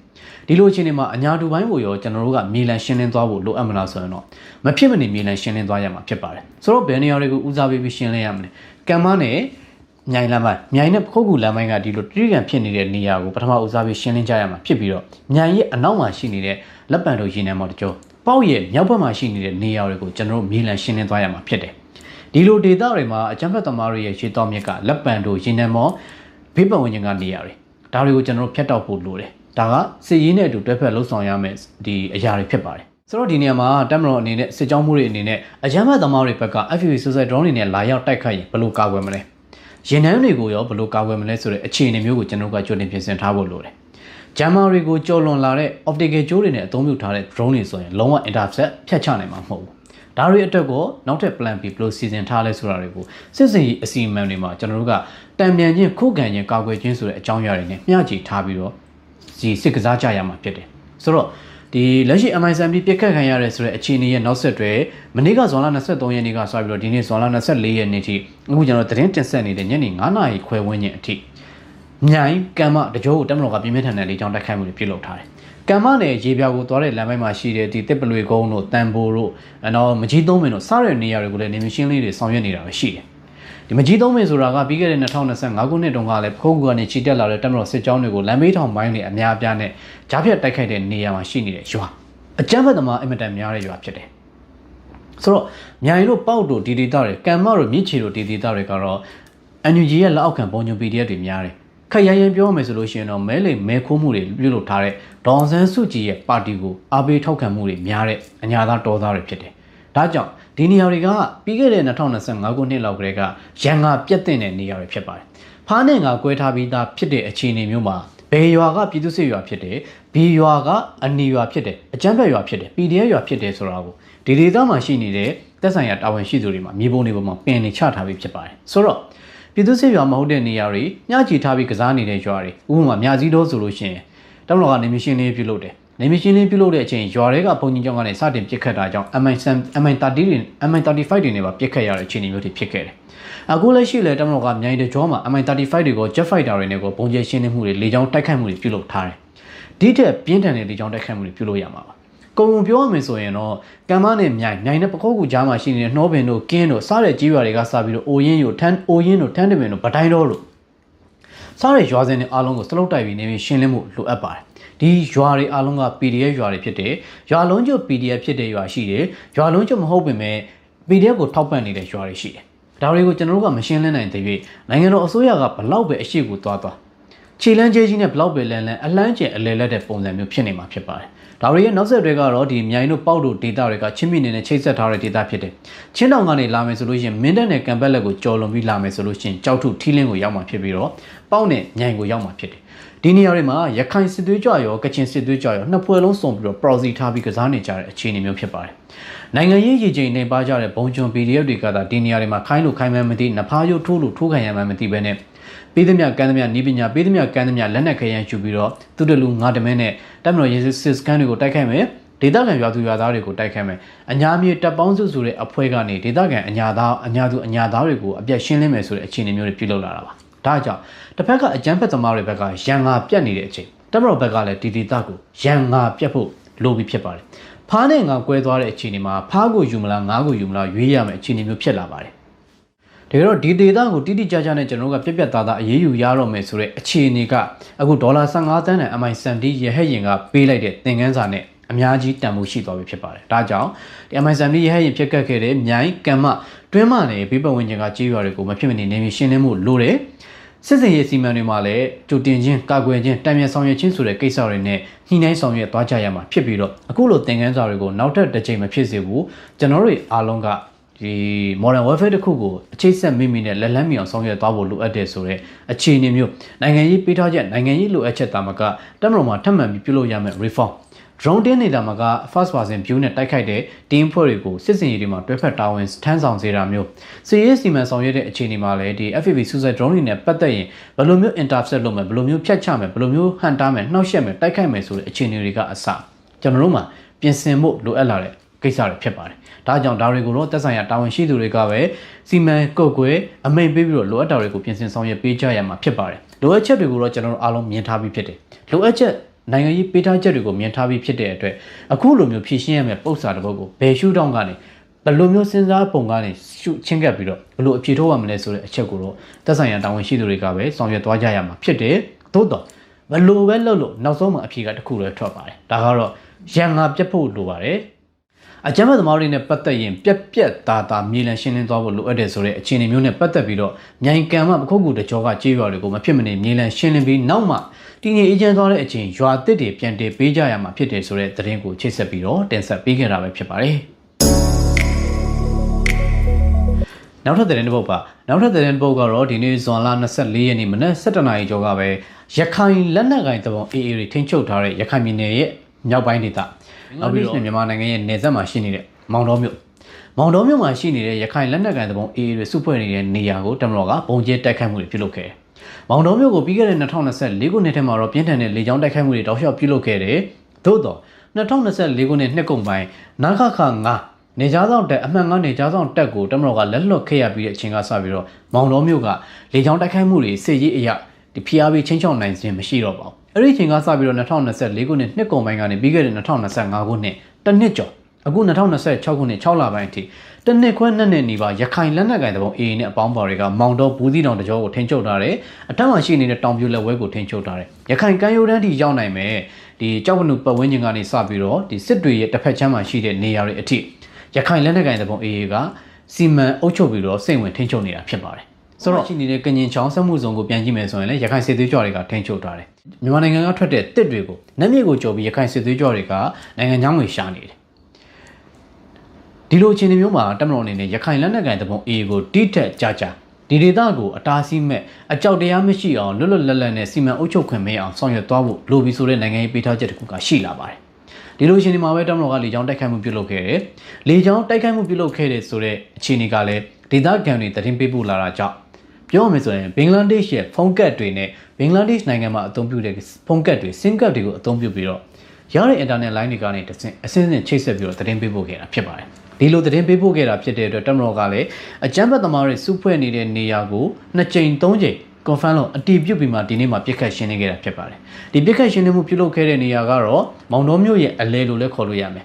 ကညင်တန်းနဲ့ရွာတစ်ကီရက်ကွက်ဂျားကရခိုင်နတ်တာလာကြောင့်ရှိတဲ့နေရာကိုပုံရိပ်ရှင်းလင်းခဲ့တာဖြစ်ပါတယ်ဒီနေရာမှာရခိုင်စစ်သွေးကြွနဲ့အပေါင်းပါတွေကစစ်တပ်တန်းတွေပေးထားတယ်ဆိုတဲ့သတင်းတွေကိုဒေသခံတွေကပေးပို့ခဲ့တယ်တမတော်ကလည်းကင်းထောက်ရရှိခဲ့တယ်ဒါကြောင့်တမတော်ကဒီနေ့ဘုံနှလုံးကျဲချတိုက်ခိုက်ခဲ့တာဖြစ်ပါတယ်ဒီကျဲချတိုက်ခိုက်မှုတွင်ရခိုင်စစ်သွေးကြွနဲ့အပေါင်းပါတွေထိခိုက်ဒေဆုံးခဲ့တယ်လို့ဒီမျက်ရည်ချူပြီးသတင်းတို့သတင်းမားတွေရေးသားနေပေမဲ့တမတော်ရဲ့ကျဲချလိုက်တဲ့ဘုံနှလုံးကတလုံးကတော့ဘေးမှာရှိနေတဲ့ဒီရီတော်တွေဝတ်အိုင်တွေကိုကြာရောက်ပောက်ကွဲသွားတာဖြစ်ပြီးတော့တလုံးကတော့နတ်ဒါလာကျောင်းရဲ့ area အတွင်းကိုကြာရောက်ပြီးအစောအုပ်တချို့ထိခိုက်သွားတယ်ဆိုတဲ့သတင်းကိုသာကြားသိခဲ့ရပါတယ်ဒီလေကြောင်းတိုက်ခိုက်မှုနဲ့ပတ်သက်ပြီးအကြမ်းဖက်သမားထိခိုက်ဒေဆုံးမှုမရှိဘူးဆိုတဲ့သတင်းကိုတော့ကျွန်တော်ကြားသိခဲ့ရပါတယ်ထိခိုက်ဒေဆုံးသူမှာဒေဆုံးသူမရှိဘူးဆိုတဲ့သတင်းမျိုးကြားသိရပြီးတော့ထိခိုက်ဒဏ်ရာရရှိသူတော့ရှိနိုင်ပါတယ်ဘုံနှလုံးကျဲချတိုက်ခိုက်မှုတွင်တလုံးကဒီဘွက်တီရှိနေတဲ့နေရာကိုကြာရောက်ပောက်ကွဲပြီးတော့ကျန်တဲ့တလုံးကအစောအုပ်တွေနာကြာရောက်ပောက်ကွဲခဲ့တာဖြစ်ပါတယ်ဒီနေရာမှာအကြမ်းဖက်သမားတွေပြောမယ်ဆိုရင်ရခိုင်လက်နက်ကိုင်တပုံ AA နဲ့အပေါင်းပါတွေကဒီမောင်တော်မြို့ကိုထိန်းချုပ်ပြီးတော့ကညင်ချောင်းနဲ့ဘူးသီးတောင်လမ်းတကြောအဲ့ဒီနောက်ရသေးတောင်ပုံနာကျွန်းတကြောလုံးကိုထိန်းချုပ်ထားတာဖြစ်ပါတယ်အခုတမတော်ကလေကြောင်းတိုက်ခိုက်မှုပြုလုပ်ခဲ့တဲ့နေရာနဲ့ပြီးခဲ့တဲ့2024ခုနှစ်ကတစ်နှစ်နီးပါးရခိုင်စစ်သွေးကြွတွေရဲ့ပိတ်ဆို့ဟန်တာနှောက်ယှက်မှုကိုတောင်းခံခဲ့တဲ့နခခ9ရဲ့အနည်းဆုံးမှလည်းရှိနေပါတယ်မြို့တီကြီးကြီးရွာနဲ့ဒီအလိုတော်ပြကျောင်းတိုက်ရဲ့အနီးမှာရှိတဲ့နေရာတစ်ခုဖြစ်ပါတယ်အလိုတော်ပြကျောင်းတိုက်ရဲ့အနောက်မှာဒီနာတာလာကျောင်းရှိပါတယ်ဆိုတော့ဒီနေရာကအမှတ်9ရက်ကွက်လို့လည်းတချို့ကသတ်မှတ်လို့ရတယ်အမှတ်9ရက်ကွက်လို့လည်းခေါ်လို့ရတယ်ရက်ကွက်နှစ်ခုရဲ့အဆက်မှာရှိပါတယ်ဒီနေရာကိုလေကြောင်းတိုက်ခိုက်မှုပြုလုပ်ခဲ့တာဖြစ်ပါတယ်ဒါပေမဲ့ဆက်လက်ပြီးတော့မောင်တော်မြို့နဲ့ပတ်သက်ရင်မောင်တော်ဘူးသီးတောင်ရသေးတောင်နဲ့ပုံနာကျွန်းလမ်းပိုင်းကိုတမတော်ဆက်လက်နေမီရှင်းလင်းသွားရမှာဖြစ်တယ်ရသေးတောင်မှာဆိုလို့ရှိရင်လည်းထွန်းရွေကြီးရွာအပါဝင်ဘေးပတ်ဝန်းကျင်ကနေရာတွေကိုပုံကြီးရှင်းလင်းသွားကြရအောင်ပါရှိတယ်လို့ဒီမောင်တော်နဲ့ကြောက်ပနူလမ်းကြောင်းမောင်တော်နဲ့တောင်ပြိုလက်ဝဲလမ်းပိုင်းဒီနေရာတွေကိုလည်းဆက်လက်ပုံကြီးရှင်းလင်းသွားကြရမှာလည်းရှိပါတယ် တကယ်တော့ဒီနေ့လေကြောင်းတိုက်ခိုက်မှုနဲ့ပတ်သက်ပြီးရခိုင်အကြမ်းဖက်သမားတွေနဲ့အကြမ်းဖက် RP မီဒီယာတွေကဖော်ပြတာကတော့တပ်မတော်ရဲ့လေကြောင်းတိုက်ခိုက်မှုကိုဘာသာရေးအမျက်ထုတ်လို့တဲ့ပုံစံနဲ့ဟိန္ဒူဘာသာဝင်တွေနေတဲ့နေရာကိုကြောက်ရွံ့ပောက်ကွဲခဲ့တယ်ဆိုပြီးတော့သတင်းတွေရေးသားနေတာလည်းကျွန်တော်မြင်တွေ့ရတယ်တကယ်တော့ဒီနေရာတွေကရခိုင်လက်နက်ကိုင်တပုံအေးထိန်းချုပ်ပြီးတဲ့နောက်ဒီဒေသမှာမွတ်စလင်တွေလည်းမရှိသလောက်ဖြစ်သွားတယ်ဟိန္ဒူတွေလည်းမရှိသလောက်ဖြစ်သွားပြီးတော့ရခိုင်စစ်သွေးကြောနဲ့အပေါင်းပါတွေသာလာရောက်ပြီးတော့တစ်ချိန်လုံးကဒီပုံနာကျွန်းတို့ရတိတောင်တို့မှာရှိတဲ့ရခိုင်စစ်သွေးကြောရဲ့ထောက်ပို့တွေမောင်တော်မှာလာပြီးတော့မှောင်ခိုတွေပြုလို့ကုန်းတွေပြုလုပ်နေတာဖြစ်ပါတယ်ပြောရရင်မောင်တော်ဆိုတာကအိန္ဒိယနတ်မြစ်ကိုကျော်လွန်ပြီးတော့ဘီလက်မြေတွေစားနေရိတ်ကားတွေစေဝါတွေကိုတည်ဆောင်နေတဲ့အဓိကထောက်ပို့မျိုးကြီးတစ်မျိုးပါတစ်မျိုးလုံးကိုမြေလှန်ပြီးတော့ပဇွန်စာကျွေးရမယ်မြို့လို့တော့ဆိုရမှာပါပြီးခဲ့တဲ့ဇွန်လ19ရက်နေ့ကတမတော်ကဘုံကျရှင်းလင်းမှုပြုလုပ်ခဲ့တဲ့ကြောက်တော်ကနေရာတွေကိုပြန်ကြည့်ရင်လည်းဒီမောင်တော်ကနေတဆင့်တည်လာတဲ့ဘင်္ဂလားဒေ့ရှ်နတ်မြစ်တက်နက်စေကန်ကနေနတ်မြစ်ကိုကျော်ပြီးတည်လာတဲ့ဘီလက်မြေတွေအစားအသောက်တွေနဲ့အိမ်ဆောက်ပစ္စည်းတွေစိုင်းတွေကိုတခန်းတနာနဲ့ကြီးကြီးမားမားပြန့်ပြုတ်လုပ်နေတဲ့အခြေအနေတွေကိုကျွန်တော်မြင်တွေ့ရတယ်။ဒါကဘာကိုပြတယ်လဲဆိုတော့ဘင်္ဂလားဒေ့ရှ်နယ်စပ်ကနေမောင်တော်ကနေတဆင့်ရသေတောင်ဘူတိတောင်ပုံနာကျွန်းကနေကြောက်တော်လောက်ထိကိုအတားအဆီးမရှိအကြမ်းဖက်သမားတွေကထိန်းချုပ်ပြီးတော့မောင်ခိုလုပ်ငန်းတွေနဲ့ကြီးပွားချမ်းသာနေကြတယ်ဆိုတဲ့အချက်ဖြစ်ပါတယ်။ဒါကြောင့်ဒီနေ့လေကြောင်းတိုက်ခိုက်မှုမှာတော့အကြမ်းဖက်သမားတွေရဲ့ထိခိုက်မှုသေဆုံးမှုစည်ရင်းအရေးအတွက်မသိရပေမဲ့မောင်တော်နဲ့ဘူတိတောင်လမ်းပိုင်းကိုတမတော်ကဆက်လက်ပုံချင်းရှင်းလင်းသွားဖို့လိုသလိုမောင်တော်ဘူတိတောင်သားမကရသေတောင်နဲ့ပုံနာကျွန်းတကြောမောင်တော်ကနေဒီရခိုင်ကမ်းမြောင်တစ်လျှောက်မှာရှိနေတဲ့ရခင်တမတော်ရဲ့ဒီနေကြားဆောင်တက်စကန်နဲ့ရှိတဲ့နေရာတွေမှာလည်းရခိုင်စစ်သွေးကြွတွေရှိပါတယ်စစ်တွေမျိုးရဲ့အနောက်မြောက်ဖက်လောက်မှာရှိနေတဲ့နေရာတွေကနေစပြီးတော့ရခိုင်စစ်သွေးကြွတွေရှိတဲ့အတွက်နေ့စဉ်နေရာမတူတဲ့ပုံစံမျိုးနဲ့ grade line တစ်ခုစီ grade line တစ်ကွက်ကျော်စီပုံချင်းရှင်းလင်းသွားဖို့လိုအပ်ပါတယ်ရခိုင်စစ်သွေးကြွနဲ့ပတ်သက်ရင်တော့နောက်ခါ9ကစစ်သွေးဒလက်ချောင်း73မှန်စခန်းက116ဦးရဲရဲဆက်ဆက်မီးရှို့တပ်ဖြတ်ခံရတဲ့ဖြစ်စဉ်နဲ့အကျွေးကြောက်တော်မှာရှိနေတဲ့ကန်ထိုးရေရင်မော်က912ဦးရဲ့သွေးကြွေးတွေအပါအဝင်တခြားသောဒေသတွေကတခြားသောနေရာတွေကတခြားသောစစ်မျက်နှာတွေကတမတော်သားတွေအရာရှိစစ်တီနဲ့မိခိုရဲမေတွေရဲ့ဘဝပေါင်းများစွာကိုရဲရဲဆက်ဆက်တပ်ဖြတ်ခဲ့တဲ့ရခိုင်စစ်သွေးကြွနဲ့ပတ်သက်ရင်တော့ပြက်သားအမှုန့်ချေရှင်းလင်းသွားဖို့လိုပါတယ်ရခိုင်စစ်သွေးကြွအေးထိန်းချုပ်ထားတဲ့မြို့နယ်14မြို့နယ်ထဲမှာအေးကိုပေးကျွေးပြီးတော့စီဝါတိုးတက်နေကြတဲ့သူတွေရခိုင်စစ်သွေးကြွနဲ့အတူနေသားကြနေကြတဲ့သူတွေကိုကျွန်တော်တို့ကမြေလံရှင်းလင်းသွားကြရမှာဖြစ်တယ်အလုံးစုံပြတ်သုံးရိပ်ထိသွားမှသာရခိုင်စစ်သွေးကြွတွေကိုမြန်မာပြည်ပေါ်ကရခိုင်ပြည်ပေါ်ကမြန်မာနိုင်ငံရေးတွေကနေမောင်းထုတ်နိုင်မှာဖြစ်တဲ့အတွက်ထုံးမြတ်နိုင်တဲ့ပတ်သက်ရခိုင်စစ်သွေးကြွယူနီဖောင်းဝတ်ထားတဲ့အေးတွေကရခိုင်စစ်သွေးကြွအေးယူနီဖောင်းဝတ်မထားတဲ့ရခိုင်စစ်သွေးကြွနဲ့ထောက်ပို့တွေကုန်တဲ့အမိခံတွေအားလုံးကိုရရှင်းလင်းသွားကြရမှာဖြစ်ပါတယ်ဒါကြောင့်မောင်တော်သားမကရခိုင်ပြည်နယ်မြောက်ပိုင်းတကြောလုံးကိုတက်မတော်အနေနဲ့ပြင်းထန်တဲ့လေကြောင်းတိုက်ခိုက်မှုတွေထပ်မံပြုလုပ်သွားဖို့လိုအပ်တယ်ဆိုတဲ့သတင်းကိုချိတ်ဆက်ပြီးတော့တင်ဆက်ပေးခဲ့တာပဲဖြစ်ပါတယ်နောက်ထပ်သတင်းတစ်ပုဒ်ကတော့ပြီးခဲ့တဲ့ရက်ကဒီနေမြေလူရင်းနဲ့အချင်းချင်းခွတ်ဆောင်ခုတ်တဲ့အခြေအနေမျိုးဖြစ်လာတဲ့ဟင်းသာ9000ဇက်ခင်းနေတဲ့ NUG PP အုပ်စုနဲ့ PLA လို့ခေါ်တဲ့ဒီတရုတ်ရဲ့ PLA ကို copy ယူထားတဲ့နီနီဂျိုတို့အုပ်စုတွေနဲ့ပြိပက္ခတွေဖြစ်ကြပါတယ်။ဒါကတော့ PLA ရဲ့ test scan ကိုကင်းစကန်နေရ PLA ရဲ့ scan ချရနေရကို NUG ရဲ့လက်အောက်ခံဘုံကျုံ PDF အဖွဲ့တွေကသွားရောက်စီးနင်းတိုက်ခိုက်ခဲ့တာကြောင့်နေမိုင်းတွေကိုနင်းမိပြီးတော့ဒီထိခိုက်မှုတွေရှိခဲ့တယ်။ဒါကြောင့်စစ်ရေးတင်းမာမှုတွေဖြစ်ခဲ့ပါတယ်။ဘာကြောင့်ဒီလိုဖြစ်တယ်လဲဆိုတော့ NUG ဆိုတဲ့ပြည်အုပ်စုကမွေးထုတ်ပေးလိုက်တဲ့ PDF တွေပြောရရင်တော့ NUG ရဲ့လက်အောက်ခံ MOD မှာ MOD ရဲ့စီမံကွပ်ကဲမှုအောက်မှာမရှိတဲ့အဖွဲ့တွေကိုဘုံကျုံ PDF အဖွဲ့တွေကအရှင်မထားခြင်းမအောင်ရှေ့မှာလည်းတင်ကန်းစာတွေရှိတယ်တာရကတွေရှိခဲ့ပါတယ်။တဘောကတော့ NUG MOD ရဲ့စီမံကွပ်ကဲမှုအောက်မှာမရှိဘဲနဲ့ဒဇင်ထောင်တဲ့အဖွဲ့တွေအားလုံးကို NUG PP အုပ်စုကလက်နက်ဖြတ်သိမ်းတဲ့အထိပြတ်သုံးရေးကိုဆောင်ရွက်နေတာမြင်တွေ့ရတယ်။ကနဦးအနေနဲ့ပြန်ကြည့်ရင်မန္တလေး PDF ကမုံတိုင်းတို့ကိုဖြုတ်ထုတ်သက်လုပ်ထားတယ်။နောက်တစ်ခုကပလဲနယ်မှာရှိနေတဲ့ဘုံနက BNR တွေအဖွဲ့တွေကိုဖြုတ်ထုတ်သက်လုပ်တယ်။ဖြတ်သိမ်းရေးလုပ်ထားတယ်။နောက်တစ်ခုကပြီးခဲ့တဲ့ရက်က96ဆိုဂျာလို့ခေါ်တဲ့ဇေယျလွင်တို့ဦးဆောင်တဲ့အဖွဲ့တွေ14ယောက်ကိုဖမ်းဆီးထားတယ်။ဒါအပြင်ဒီစကိုင်း PDF လို့ခေါ်တဲ့ကြီးကြဲမှုစစ်ငိမ့်နယ်ခေါ်ငပြောင်ကြီးနဲ့အဖွဲ့ကိုဖမ်းဆီးထားတယ်။ဒါတွေမဲလားဆိုတော့မဟုတ်ဘူး။အညာမြေဒီအညာဒူပိုင်းမှာရှိနေတဲ့ပိုလက်ရာကို NUG ရဲ့ MOD အောက်မှာထားဖို့အတွက်ဖိအားပေးတယ်ညှိနှိုင်းတယ်နောက်ဆုံးမှာမကွေးတိုင်းရဲ့ဂျာကာလာကာကွယ်ရေးဝန်ကြီးဆိုပြီးတော့ပိုလက်ရာကိုပေးပြီးတော့အညာဒူပိုင်းကရတဲ့အကျိုးမြတ်တွေကို NUG PP အုပ်စုကရယူဖို့ကြိုးစားတယ်။အခုထပ်မံပြီးတော့ NUG ရဲ့လက်အောက်ခံ PDF အဖြစ်မရှိဘဲနဲ့တတိတသန့်အနေနဲ့ရှိနေတဲ့ PLA အဖွဲ့ကိုထပ်မံပြီးတော့အပြုတ်တိုက်ရေးပြုလုပ်လာတယ်။တဘောကတော့ NUG ကိုတစ္ဆာခံမလား NUG ခိုင်းသမျှကိုလိုက်လို့မလားဒါမှမဟုတ်လက်နဲ့ဖြတ်သိမ်းမလားဆိုတဲ့ပုံစံမျိုးနဲ့မိုက်ကြီးခွဲလာတာဖြစ်ပါတယ်။ဟင်းသာ9000ဇက်ခင်းတယ်လို့လည်းဆိုလို့ရတယ်။တစ္ဆာခံမွေးတယ်လို့လည်းဆိုလို့ရတဲ့အခြေအနေမျိုးမှာအခုမြင်းညက်ခရိုင်ထဲမှာရှိနေတဲ့ NUG ရဲ့လက်အောက်ခံ PDF အဖွဲ့တွေကတောင်သာမြို့နယ်ထဲမှာရှိနေတဲ့ PLA တက်စကန်ကိုတွားရောက်ဝိုင်းဝန်းတိုက်ခိုက်တဲ့အတွက်ပြိပခါတွေဖြစ်နေတယ်။လက်ရှိချိန်မှာတော့ NUG ရဲ့လက်အောက်ခံပုံကျုံ PDF တွေကဝဲလောင်ရောတောင်သာရော ငတေရောက်ကောပတ်ဝန်းငဇွန်ပတ်ဝန်းကျင်တွေကနေဒီ PLA အဖွဲ့တွေကိုဆက်လက်ရှင်းလင်းပြီးတော့တိုက်ခိုက်ဖို့ပြင်ဆင်နေတာကြောင့်လက်ရှိဒီတောင်တာနဲ့ဝဲလောင်တကြောမှာစကန်ချနေတဲ့ PLA အဖွဲ့တွေကနမောက်မြို့နယ်တွေကိုစုခွာဖို့ပြင်ဆင်နေတယ်ဆိုတဲ့သတင်းတွေကြားသိရတယ်ဒီလို PLA အဖွဲ့တွေစုခွာနေတဲ့နေရာကိုပဲ NUG ရဲ့လက်အောက်ခံဘုံကျုံ PDF တွေကသတင်းတွေပေးပြီးတော့တက်မတော်ရဲ့ဂျားဖြတ်တိုက်ခိုက်မှုတွေခံရအောင်ဆောင်ရွက်နေတယ်ဒီနေ့ဇွန်လ24ရက်နေ့မှာဆိုလို့ရှိရင်လည်းဒီတောင်တာကနေဝဲလောင်ကနေနမောက်မြို့တွေကိုဒီရွှေ့ပြောင်းသွားတဲ့ PLA အဖွဲ့တွေစုခွာသွားတဲ့ဒီရှမ်းမငယ်ဒီစေပတ်ဝန်းကျင်နမောက်ကိုချိတ်ဆက်ထားတဲ့ခရိုင်ချင်းဆက်လမ်းရဲ့အတွင်းပိုင်းကနေအုပ်စုလိုက်စစ်ဆောင်သွားကြတဲ့ PLA အဖွဲ့တွေကိုဘယ်လန်းကနေသွားတဲ့ဘယ်ဆယ်အနီးနားကိုရောက်နေပြီဘယ်ရွာတွေမှာစကန်ကြတဲ့စသဖြင့် NUG ရဲ့လက်အောက်ခံပုံကျုံ PDF တွေက PLA အဖွဲ့တွေကိုအပြုတ်တိုက်ဖို့ပြင်ဆင်နေပါတယ်လက်ရှိမြန်မာနိုင်ငံရဲ့အခင်းအကျင်းမှာလက်နက်ကန်အဖွဲ့တွေထဲမှာတော့ NUG ရဲ့လက်အောက်ခံဘုံကျုံ PDF ဆိုတဲ့အဖွဲ့တွေရှိသလို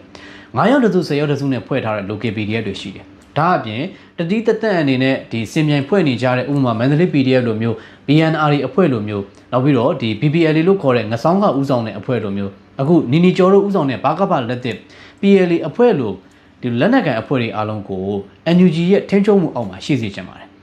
ဒီလိုလားချက်ကဘယ်ကလာလဲဆိုတော့ကချင်လက်နက်ကန်သဘော KIAC ကလာတာဖြစ်ပါတယ် NUG ရဲ့လက်အောက်ခံ PDF တွေအားလုံးကို management လုပ်နေတာ NUG ရဲ့လက်အောက်ခံတပ်တွေအားလုံးကိုစီမံကွပ်ကဲနေတာက KIA ဖြစ်ပါတယ် KIA က NUG ရဲ့နောက်မှာ share လုပ်ပြီးတော့မြန်မာနိုင်ငံရဲ့အထက်ပိုင်းဒေသအညာမြေတကြောလုံးကို proxy war ဖန်တီးဖို့တာမှာကသူတို့ကိုတစ်ချိန်မှာနိုင်ငံရေးအရာစစ်ရေးအရာဖိအားပေးနိုင်တယ်တိုက်ခိုက်နိုင်တယ်ဆိုတဲ့ယူဆချက်ရှိနေတဲ့အဖွဲ့တွေ96 Soldier PNR တွေအခုလက်ရှိ PLA BPLA စတဲ့အဖွဲ့တွေကိုဖြုတ်ထုတ်တဲ့စနစ်နဲ့လက်နက်ဖြတ်သိမ်းတဲ့အခြေအနေမျိုးထိဖိအားတွေပေးလာကြပါတယ်ဒါတွေရဲ့နောက်ဆက်တွဲPLA အဖွဲ့တွေကိုအခုဆက်လက်တိုက်ခိုက်နေတာဖြစ်တယ်အခုဆိုရင် PLA အဖွဲ့တွေကတော့တောင်တာမြို့နယ်တွေကနေဆက်လက်ဆုတ်ခွာပြီးတော့နမောက်မြို့နယ်တွေကိုဝင်ရောက်ဖို့စခန်းချဖို့ပြင်ဆင်နေပါတယ်ဒီနေ့ဇွန်လ24ရက်နေ့မနက်ပိုင်းမှာတော့ဒီကြောက်ဘရောင်းနဲ့မိထီလာလမ်းပိုင်းကြောက်ဘရောင်းမိထီလာလမ်းပိုင်းကြောက်ဘရောင်းခရိုင်နဲ့ဝဲလောင်ကိုချိတ်ဆက်ထားတဲ့နမောက်ကိုချိတ်ဆက်ထားတဲ့ဒီဟန်ဘူးတို့နောက်ပြီးတော့ဒီဂွေးဂျိုတို့နောက်ဒီရှမ်းမငယ်ဆယ်ပတ်ဝန်းကျင်ကနေတဖြည်းဖြည်းဆုတ်ခွာသွားတယ်ဆိုတဲ့သတင်းတွေကြားသိရပါတယ်တမတော်ကလည်းဒီသတင်းတွေကိုမျက်ခြေမပြတ်ကင်းထောက်ပြီးတော့ပြက်ခတ်ရှင်းနေတာတွေပြုလုပ်ထားသင့်ပါတယ်ဘာကြောင့်လဲဆိုတော့ရှမ်းမငယ်ဆယ်နဲ့တစ်ဖက်ကမုံတိုင်းဆယ်တို့ဆိုတာအနီးနားမှာရှိတယ်ဒါအပြင်မုံတိုင်းဆယ်အနီးမှာတမတော်ရဲ့အမြောက်လေးချင်ရည်တင်တန်းကြောင်းလည်းရှိထားတာဖြစ်တဲ့အတွက်ဒီပတ်ဝန်းကျင်တွေမှာလုံခြုံရေးအရာလည်းကျိုးပေါက်နေတာမျိုးတွေမဖြစ်ဖို့လိုပါတယ်ဒီနေရာတွေမှာအကြမ်းဖက်သမားတွေကဒီသွာလာရွှေ့ပြောင်းနေကြတယ်ဆိုတဲ့သတင်းတွေကြားသိရတဲ့အတွက်တမတော်အနေနဲ့လည်းကြိုတင်ပြက်ခတ်ရှင်းလင်းဖို့လိုပါတယ်ဒါပေမဲ့ NUGPB အုပ်စုကလည်းသူတို့ရဲ့အင်အားတိစောက်ဖို့သူတို့ရဲ့လက်အောက်ခံလက်ဝေခံအဖွဲ့တွေကိုဖွဲ့စည်းနိုင်မှုအတွက်ဒီဒေသတွေမှာရှိနေတဲ့ပြန်ကျင်းနေတဲ့အဖွဲ့တွေကိုစူးစီးမလားမဟာမိတ်ဖွဲ့မလား NUG MOD ရဲ့ထိန်းချုပ်မှုအောက်မှာရှိမလားဒီလိုမှမဟုတ်ဘဲနဲ့လက်နက်ဖြတ်သိမ်းမလားဆိုတဲ့ပုံစံမျိုးနဲ့အကျိုးစီးပွားနဲ့နေမြေထိန်းချုပ်ရေးအတွက်ကိုမိုက်ကြီးခွဲဆောင်ရွက်လာကြတာဖြစ်ပါတယ်ဒီလိုအခြေအနေမျိုးမှာအခုလိုပြိပက္ခတွေဆက်ဖြစ်နေတာဖြစ်တယ်အင်းသာကိုဆောင်ဆက်ခင်းတယ်လို့ပဲပြောတစ္ဆာခံအဖွဲ့တွေကိုရွေးနေတယ်လို့ပဲပြောလက်ဝဲခံအဖွဲ့တွေကိုမွေးထုတ်နေတယ်လို့ပဲဆိုလက်ရှိဒီမြန်မာနိုင်ငံကြီးအခင်းချင်းမှာလက်နက်ကန်အဖွဲ့တွေကြားမှာတော့ပုတ်တိုက်မှုတွေကတပြေးပြေးချင်းပြင်းထန်လာပြီဖြစ်ပါတယ်နီနီကျော်တို့အုပ်စုအနေနဲ့လည်းအခုမြင်းညံဒေသမှာဝင်ရောက်နေတဲ့စခန်းချရင်နဲ့တောင်တာဒေသကနေအခုနမောက်မြို့နယ်တဲ့ဒီကိုရွှေ့ပြောင်းရတဲ့အခြေအနေမျိုးရေမျောကန်းတင် PDF တွေဖြစ်လာကြပါတယ်တကယ်တော့ NUG လောက်ခံပုံကျုံ PDF တွေက PLA စကန်ချထားတဲ့ကြေးရွာကိုတွားရောက်တိုက်ခိုက်တာကြောင့် PLA ထောင်ထားတဲ့မိုင်းတွေကိုနင်းမိပြီးထိခိုက်တာတွေတည်ဆုံးတာတွေအတူပြတ်ဖွာလန်ခြင်းနဲ့ဒုက္ခတွေဖြစ်ကုန်ကြတာဖြစ်ပါတယ်။အခုပဲအခွင့်ကောင်းယူမျက်ရည်ချူပြီးတော့ PLA ထောင်ထားတဲ့မိုင်းတွေကြောင့်ပဲ PLA ကိုတောင်တာမြို့နယ်တွေကမောင်းထုတ်ရတယ်ဆိုတဲ့ပုံစံမျိုး NUG ဘက်ကကလင်ကကြစ်ကျလာတာဖြစ်ပါတယ်။တကယ်တော့ NUG MOD ရဲ့အောက်မှာမရှိတဲ့အဖွဲ့တွေကိုအလုံးစုံပြတ်သုံးရေးဆောင်ရွက်နေတယ်ဆိုတာကိုယောက်ျားပြပြီး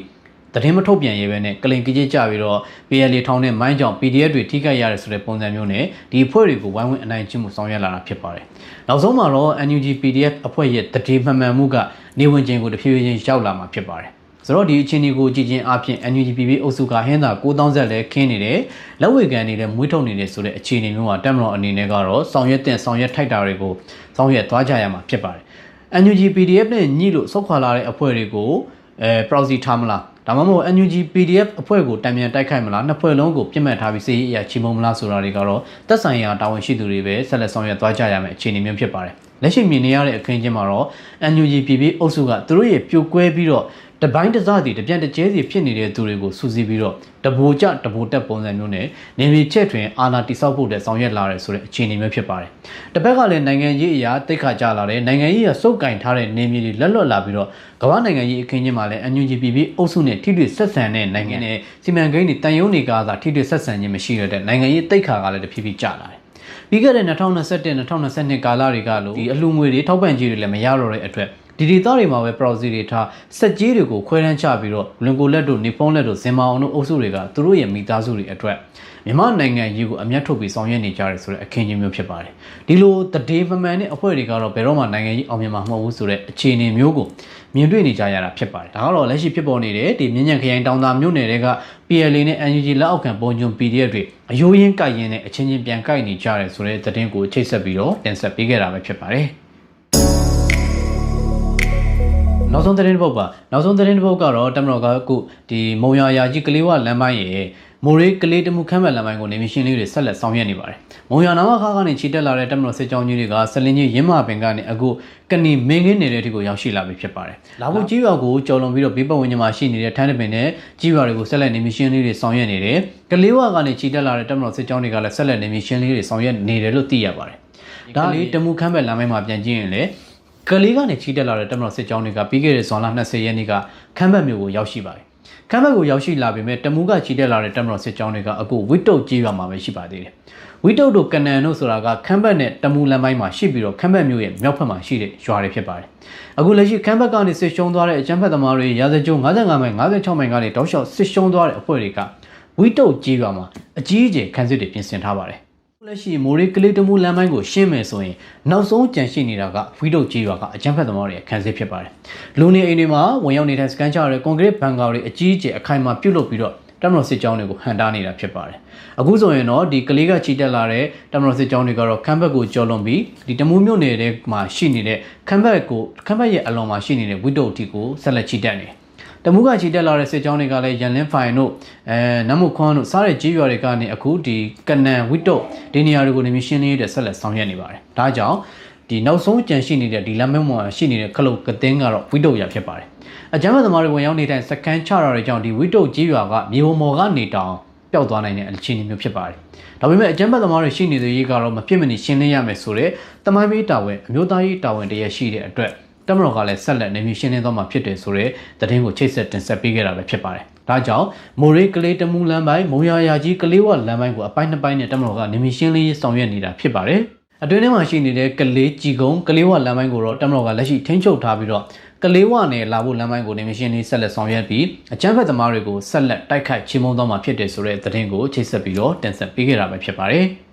ဒီသတင်းလေးနဲ့အတူဒီဖြစ်ဆွဲပြီးတော့တင်ဆက်ပေးခြင်းတဲ့သတင်းလေးတစ်ပုဒ်ရှိပါတယ်။ဒါကတော့ဒီနေ့ဇွန်လ24ရက်နေ့မှာပဲဒီမိုးဆိုဘက်မှာရှိနေတဲ့သတင်းလေးကိုအနေငယ်ဖြစ်ဆွဲတင်ဆက်ပေးခြင်းပါတယ်။ဒါကတော့ဒီဇွန်လလာဇန်တွေကစပြီးတော့မိုးပြဲဖဲကုံပတ်ဝန်းကျင်မှာ KNDF တွေ Eva City တာကကရင်လက်နက်ကန်အဖွဲ့တွေကမိုးပြဲဖဲကုံနာမည်ခေါ်ဒီမိုးဆိုပတ်ဝန်းကျင်ကိုအနေငယ်စိတ်ဝင်နေတယ်ဆိုတဲ့သတင်းတွေကျွန်တော်မိဘပြည်သူတွေလည်းကြားမိကြမယ်ထင်ပါတယ်။အကြမ်းဖက်သမားတွေကိုလာရောက်စိတ်ဝင်မှုတွေကြောင့်ဒီမိုးဆိုနဲ့နာမည်ခေါ်တကြုံမှာလည်းထိထိတိုက်ပွဲတွေဖြစ်ပေါ်ခဲ့တယ်။မိုးပြဲမြို့ရဲ့အမြောက်ဘက်မှာရှိမိုးဝဲမြို့ရဲ့တောင်ဘက်မှာရှိနေတဲ့လွယ်ရင်းကနေစင်တောင်တို့ဒီလေကျွဲတို့စတဲ့နေရာတွေမှာလည်းထိတွေ့တိုက်ပွဲတွေဖြစ်ပေါ်နေတယ်ဒီလိုထိတွေ့တိုက်ပွဲတွေဖြစ်ပေါ်နေတဲ့ထဲကမှဒီနေ့ဇွန်လ24ရက်နေ့မှာတော့နမ်မဲခုံမြို့ရဲ့အနောက်ဘက်မှာရှိနေတဲ့ဒီဝိုးကြီးရွာကအကြမ်းဖက်သမားတွေစခန်းချနေတဲ့စာတင်ကျောင်းကိုတပ်မတော်ကပုံကျရှင်းနေမှုတွေပြုလုပ်ခဲ့တယ်ဒီလိုပုံကျရှင်းလင်းမှုတွေအတွင်းအကြမ်းဖက်သမားတချို့ထိခိုက်ဒေဆုံးမှုတွေရှိခဲ့တဲ့အတွက်အကြမ်းဖက်သမားတွေနဲ့အကြမ်းဖက်အာပီမီဒီယာတွေဘက်ကသတင်းကိုလက်ကိုကြပိုးဖြစ်အောင်ရေးသားထားတာရှိပါတယ်ဒါကဘာလဲဆိုတော့အခုလိုတိုက်ပွဲတွေပြင်းထန်ပြီးတော့စီရေးပရိဖက်ကဖြစ်နေတဲ့နေရာစီရေးပရိဖက်ကဖြစ်နေတဲ့ဒေသမှာဒီစာတင်ကျောင်းကိုဒေသခံတွေကကျောင်းလာတက်တယ်ဆိုတဲ့သဘောမျိုးနဲ့တမရရေးလေကျောင်းတိုက်ခိုက်မှုကစာတင်ကျောင်းကိုတိုက်ခိုက်တယ်ဒါကြောင့်ကျောင်းသားတွေကလေးတွေထိခိုက်သေးဆုံးတယ်ဆိုပြီးတော့ပုံဖော်ရေးသားနေပါတယ်တကယ်တော့ဒီမောဆိုမိုးပြဲဖဲခုံဒီတကြောလုံးကတမတော်ကမြို့ပေါ်ရက်ကွက်တွေကိုသာထင်းချုပ်ထားတာဖြစ်ပါတယ်ဘေးနားမှာရှိနေတဲ့ဗရောင်ရွာတွေဘဒူရွာတွေအကြမ်းဖက်သမားတွေအများအပြားကိုတော့ထိန်းချုပ်ထားတဲ့ကြီးရွာတွေကိုတော့တမတော်ကနေမရှင်းလေးမဆောင်ရွက်နိုင်သေးဘူးဖြစ်ပါတယ်။ဒါကြောင့်မလို့လေပြီးခဲ့တဲ့ရက်ကဒီမော့ဆိုမြို့နယ်ရဲ့အနောက်ဘက်မှာရှိနေတဲ့ဒေါငံခါပတ်ဝန်းကျင်ကဒီဘာသာရေးကောင်းဆောင်အမိခံတင်းအုပ်ဆရာအမိခံဒီ CC ရဲဘော် CC ဆိုတဲ့အကြမ်းဖက် PDF စကန်ချတဲ့ဘဲဟာကျောင်းကိုတမတော်ကဘုံကျရှင်းလင်းတာမျိုးတွေပြုလုပ်ခဲ့တယ်။အခုဒီဖြစ်စဉ်နဲ့ခက်ဆင်စင်ပဲပြီးခဲ့တဲ့ဒီရဲတပ်ဖွဲ့အနေငယ်ကမိုးပြင်းတဲ့ဖဲကုံရဲ့အနောက်မှာရှိနေတဲ့ဒီလက်ကြီးနွဲ့တို့